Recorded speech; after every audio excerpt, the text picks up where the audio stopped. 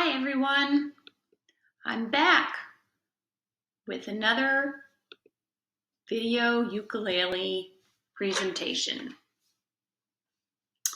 And I'm certain that it is way beyond ukulele day 2 for a lot of you, but hopefully this will just kind of be an overview of what we did before and then an explanation, even if you've been going online.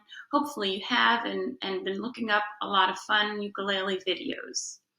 I just want to say I just really miss you guys, and life is so weird right now. I'm sure it is for you too, but I hope that you are finding time to do some new learning and some review learning and just enjoying some time with your family. So, in this lesson, we're going to do a lot actually.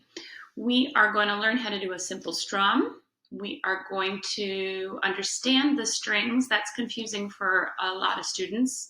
We're going to talk about the frets, and that's also confusing. And then we're actually going to play a couple of chords today.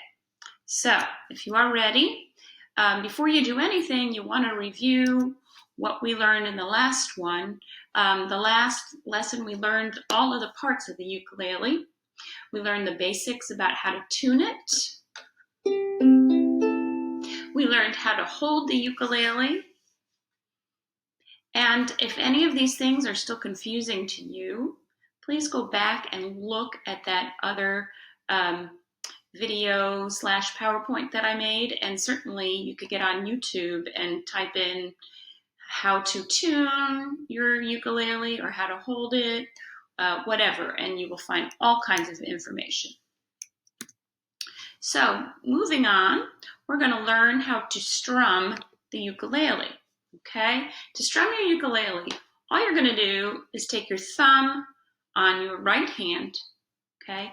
And you're going to start with the string closest to you over the sound hole. And you're just going to strum down, okay? That is the easiest way to strum. The fastest way to learn how to strum. Later on, you can learn and find your favorite way of strumming. But for now, just taking your thumb and with a steady beat, strumming down is the perfect way to strum.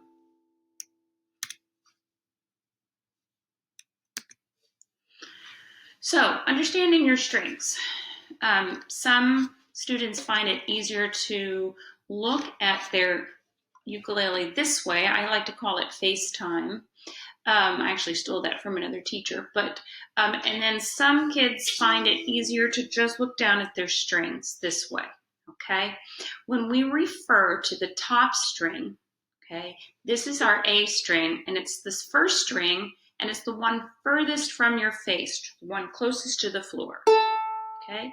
So the bottom string is the one closest to your face. It is the C string, and also referred to as the fourth string. I have found in my own search of YouTube videos for you that some instructors do not call them that, so don't get confused, okay? And then the third string is the G string, and the second string is the E string, okay? And then there's another little video, YouTube video, if you want to reference that as well. What is a fret? We talked about frets in the first lesson when we learned all the parts, but again, the actual fret is this little bar right here, okay? But if I ask you to put your finger on the first fret, you don't put it on the bar. You put it right behind that first fret, and this, for all intents and purposes, is the first fret. The second fret would be here, third, fourth, and then obviously you also have to figure out what string you're on, okay? Also, the higher up the fretboard, meaning this way, the higher the note is musically.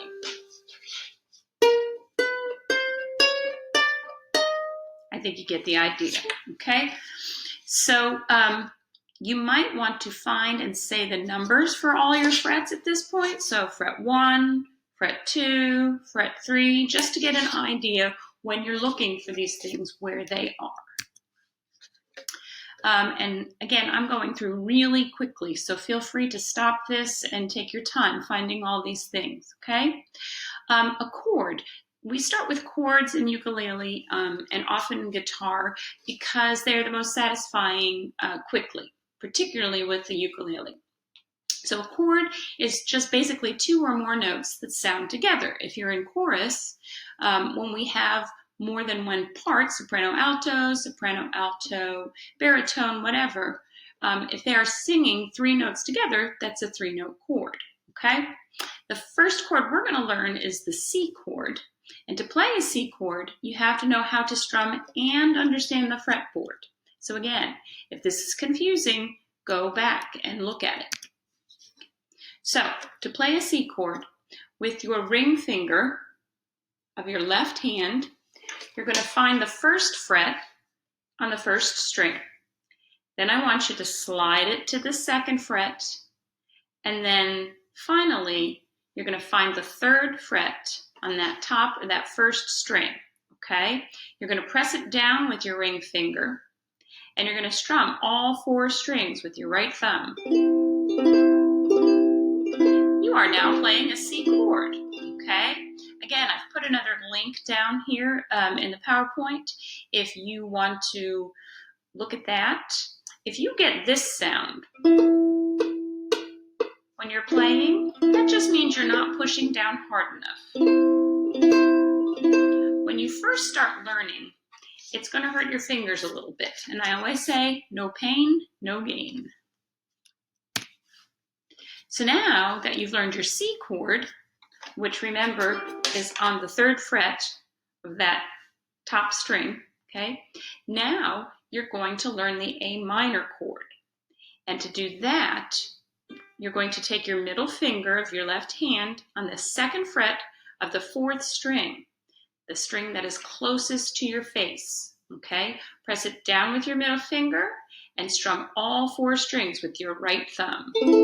And you are now playing an A minor chord, okay? Again, I've put another link in this video and the Google slides so that you can refer to that. Now, the next thing is where it gets slightly trickier, okay? You have to practice going between the two chords, all right? I have found this little technique to be the easiest way to learn how to transition, but you're going to have patience, okay? So you're going to play your C chord and you're going to play it for 8 steady beats. Then for 8 beats of rest, you're going to think about where the A minor chord is and you're going to transition. And I just realized that I spelled rest incorrectly. Interesting. Well, it's there forever.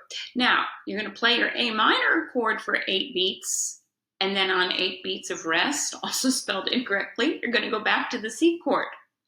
When the 8-beat transition becomes easy, then you're going to try 4 beats, then 2, and so on. And I thought what I would do is to show you this whole thing so you can understand. Sometimes it's just easier to listen and watch. So here is my C chord for 8 beats.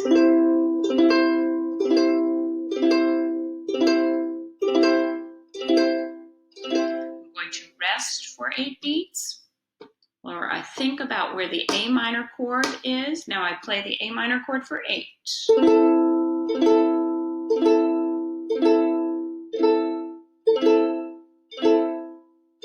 Then I think and place my finger for the C chord, and for 8 beats I'm gonna play. So that's easy for me.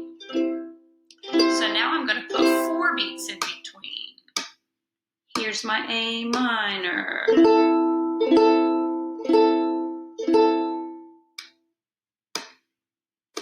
Here's my C. Again, when that gets easy, try 2 beats.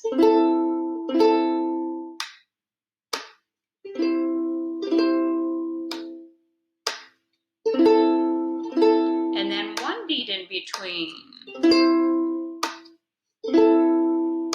And when you've got it, try taking the beat of rest out.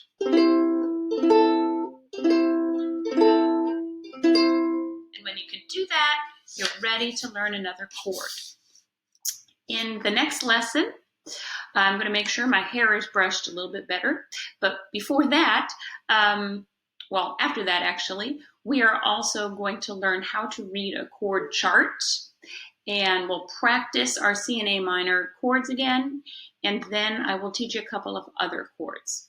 Notice too that I have put a link here for a metronome.